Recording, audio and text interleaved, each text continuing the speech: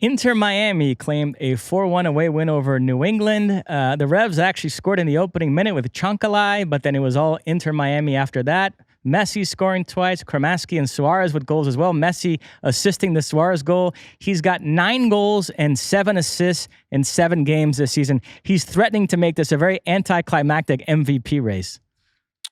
Yeah, I think he would qualify in terms of my criteria. I'd have to do the calculations, but yes, Messi is on fire. And, talk about somebody that produces when everybody's watching. 60-something people up there in Foxborough at Gillette. And it was interesting, the whole dynamic there, because obviously a lot of people were there to see Messi. And there were a lot of pink jerseys. There were a lot of Argentina jerseys, which is to be expected. Greatest player, arguably, of all time comes to town. I know some friends of mine were sending me texts and pictures because they had made the trek up, whether it was from Rhode Island or Connecticut or wherever, to watch this game.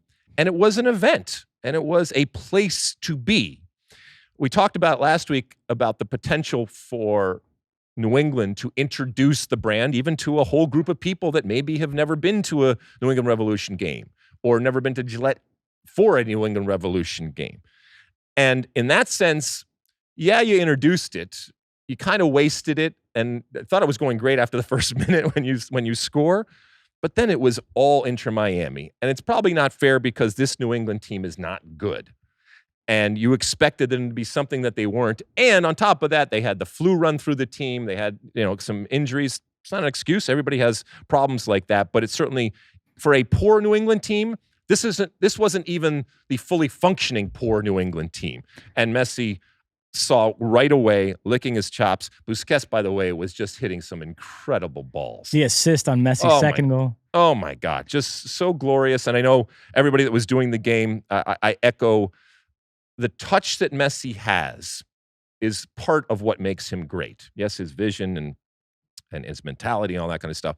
But when the ball comes to him, we talk so much about first touch and how it leads to everything after that.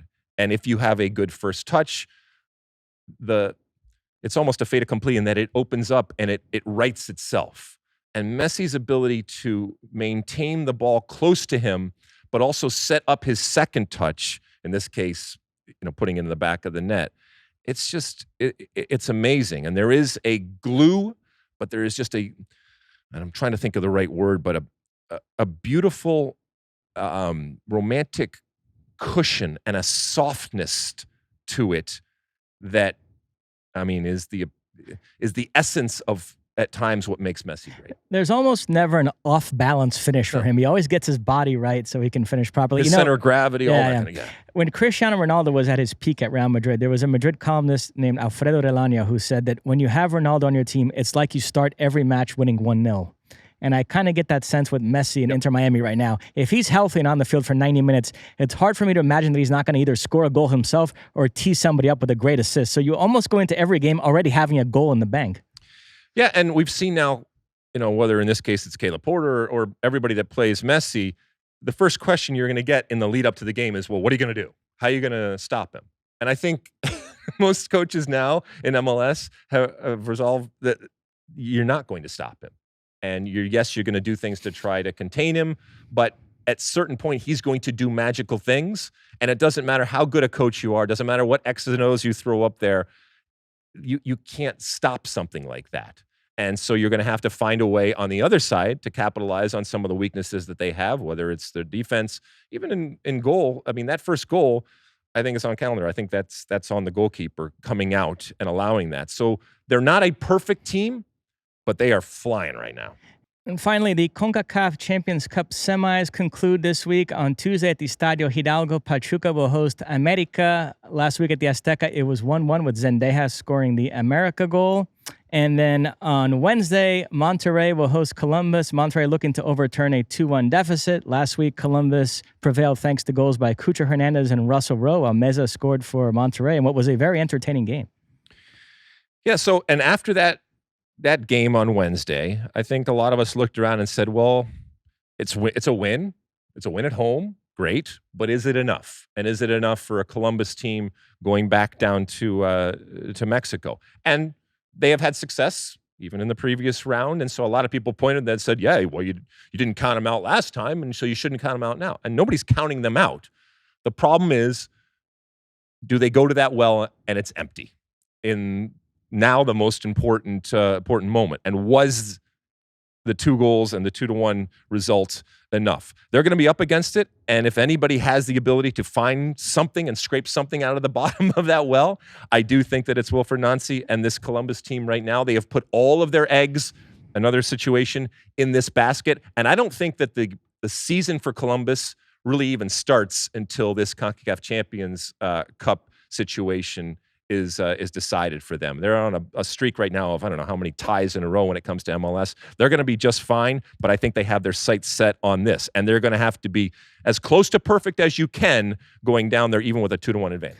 You know, Columbus in the second leg of the last round against Tigres had a playing out of the back nightmare with Patrick Schulte. We saw what David Raya did this past weekend in the Tottenham-Arsenal game.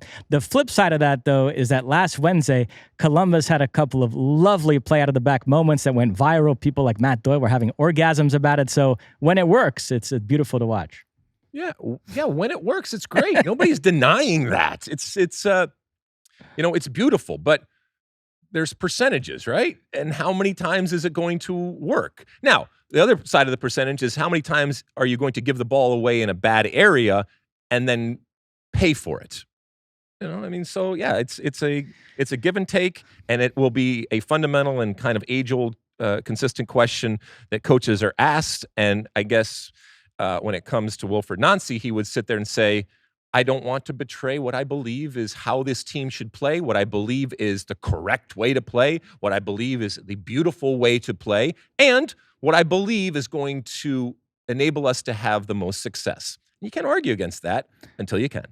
Although the last time we talked about this, I mentioned that Manchester City are not above going long sometimes when the situation calls for it. Last Thursday against Brighton, their 4th goal came about from a beautiful Ederson long ball to Kyle Walker, who then squared it across to Julian Alvarez. So they use both strategies to good effect. I mean, over the last 20 years, let's say, who has been the most romantic coach out there? And it has to be Pep Guardiola, right? Pep Guardiola. But even he recognizes that there is a moment to be realistic and pragmatic, if you want, when it comes to the team. And it gives you a different look and makes you less predictable. Last note. This past weekend was the final regular season round of the Liga MX Clausura, and it concluded with Pachuca in 7th place. So they have to play a play-in game on Thursday against Pumas. It's a bit of a scheduling nightmare. They have the second leg against America on Tuesday, and then an important Liga MX game on Thursday. So I don't know how they're going to handle that. Monterrey could have been in the same boat, but they beat Necaxa this weekend 5-2. Brandon Vasquez among the scorers, so they qualified directly to the Liguilla. So they're in a little bit better shape than Pachuca scheduling-wise. Well, it could be a very interesting week then for Pachuca.